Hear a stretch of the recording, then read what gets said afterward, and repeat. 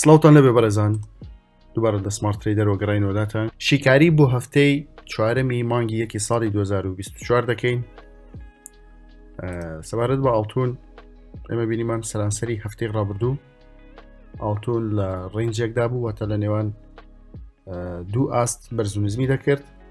وەک باسمان کرد ناتوانین لەم کاتایە ئاستێکی تەواو دەقیق و گونجاو دەزیشانکەین بۆ ئەم بەرزونزمی کە دەیکات. ئەم جوڵەی کە ئێستا ئاڵتون تێیدایە ئاماژەیە بۆ خۆ ئامادەکردن بۆ جوڵەیەکی زۆر گەورە و فراوان کە من پێم وایە لە دوای دانیشتنی بانکی فیدرالی ئەمریکا و بڕیاردان لەسەر ڕێژەی سووی بانکی ئەم جوڵە گەورەیە ڕوادات. بەپێی تەکنیکی شیکاریەکان بۆم هەفتەیە بەم شێوازن ئێمە دوو زۆنمان هەیە بۆ ئاڵتون بۆم هەفتەیە. زۆنی یەکەمیان 2010 بۆ 2002 کە زۆنێکی پاڵپشتی بەهێزە، ڕەنگە چەند جارێک ئاڵتون ڕابکرێت لە دابەزین هێزی بەرزبوونی پێ ببەخشێتەوە. ئەمەش بۆ واتایە نایەت کە ئەم زۆنە گونجاوە بۆ کڕین. ئەگەر دەرفەتی کڕینیش دروست بێت دەبێت ئاگادار بین لەوەی کە ڕیسکی زۆر بەرزە، چونکە ئەم ترێندە شکاوە بەرەو خوارەوە و ئەم ترێندەش لێرە دووبارە پاڵپشتی لە بەردەوامیدان بەڕۆتی دابەزین دەکات. بۆ دوورمەودا دەبێت لەبەرەوە دەبێت زۆر حەزر بکەین لە مامەڵەی کڕین. من پێم وایە شکاندنی زۆنەکە باشتر و گونجاوترە بۆ ئێمە بۆ مامەڵەکردن، واتە چاوەڕێ بین بشکێت بەرەو خوارەوە پاشان لە ڕیتێزکردنەوە بۆ ئەم ناوچەیە بە دوای دەرفەتەکانی داخڵبوون بە فرۆشتندا بگەڕین، واتە سێڵ بکەین.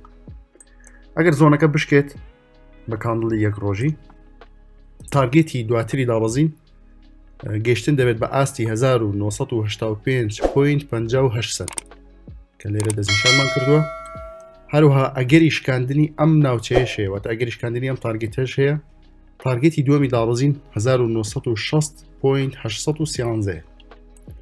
لە دوای شکاندنی ئەم زۆنە بە کاندڵی یەک ڕۆژی ڕاستەوخۆ ئەم سیناریۆ چارەک دەبێت کە دوو تارگێتمان هەیە بۆ دابەزین.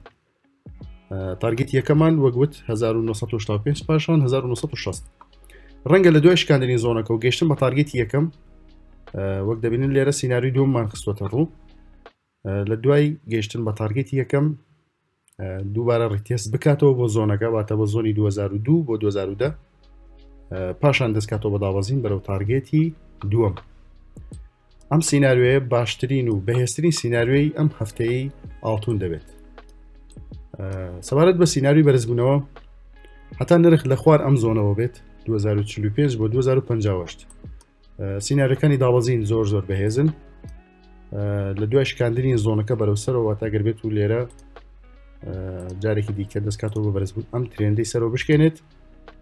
لە دوای گەشتن بەم زۆنە ئێمە بەتەواتی لە حەزردا دەبین و ئەگەرەکانی بەرزبوونەوەی زیاتر دێنە پێشەوە، واتە لە دوای شکاندنی 2058 بە تەواوەتی ئەو کات سیناریۆ بەهێزەکانی بەرزبوون بۆ دوورمەودا چالاک دەبن. شیکاری دووەممان لەسەر USD/JPY واتە دۆلار بەرامبەر بەینی ژاپۆنی. JPY لەم زۆنە هێزێکی باشی بەرزبوونی وەرگرتووە، 146.726 دەست پێ دەکات بۆ 146.228. لەم زۆنەوە ئەم هێزی بەرزبوونی کە وەریگرتووە پێم وایە بەردەوامی هەبێت تا 149.40. لێرەوە ئەگەری ئەوەی هەیە کە سیناریۆیەکی بەسیتی دابەزین چالاک بکات، واتە لە 149.40 تا ئاستی تقریبا 150 ئەگەری چالاکبوونی سیناریۆکی دابەزین هەیە. و ئەگەر زۆنەکەش بشکێت بەرەوسەرەوە زۆنی بەهێزی دابەزین لە 151.50 دەست پێ دەکات بۆ 152.50. ئێمە لە ماوەکانی ڕابردۆم زۆنەمان دەزیشان کردبوو بۆ USD/JPY. بینیمان کە ئەم دابەزینە بەرفراوانەی تۆمار کرد لەم زۆنەوە، بۆی ئەگەری ئەوەی هەیە جارێکی دیکە ئەگەر نەرەکوسێتەوە ئەو زۆنە دیسان دەرفەتی داخڵبوون بە فرۆشتنمان بۆ دروست کات بە ئامانجی گەڕانەوە بۆ 149. شیکاری سێممان لەسەر نەوتی برێنت کە بەشێکی زۆری بازرگانەکان داواکاریە لەسەری هەبوو. بەڕێزان نەوتی برێنت تا لە سەروی 80 دۆلارەوە بێت، سیناریۆی بەرزبوونەوەی زۆر بەهێزە و تارگێتی بەرزبوونیشی ئاستی 88 دۆلار دەبێت. ئەمە بۆ واتایە نایەت هەر کە بازار کرایەوە ئێمە بین لێرە یەکسە کڕین بکەین نەخێر ئێمە باسی 80 دلارەکەین واتە لە دوای شکاندنی 80 دلار ئەم سینناریۆیە چالاک بوو لە پاشکردنەوەی بازار ڕەنگە لێرە بەرز و نزمیەک بکات پاشان ڕیتێستێک بکاتەوە بۆ خوارەوە عالم دەوروبەرە یاخود لە دوای گەشتنەوە بە 80 دلار دەرفەتی مامەڵەکردن دروست بێت کە بتوانین سود لە کڕین وەربگرین بە ئامانجی گەشتن بە 80 دلار لە دوای گەشتن بە 88 دلار لە ڕووی تەکنیکیەوە ئەم ناوچەیە ناوچەیەکی بەهێزە بۆ داوازی لە 88 دلار دەست پێ دەکات بۆ 90 دلار و 71 سنت ئەو کاتێککە نرخ دەچێتە زۆنەکە ئێمە دیسان ئەبدیتی شیکارێکە دەکەینەوە تا ئێستا بەپەی ئەم وەی وجوڵەی کە هەیە نابێت لەوت ئەم زۆنە بشکێنێت دەبێت لەم زۆنەوە جارێکی دیکە دەستکاتەوە بە دابەزین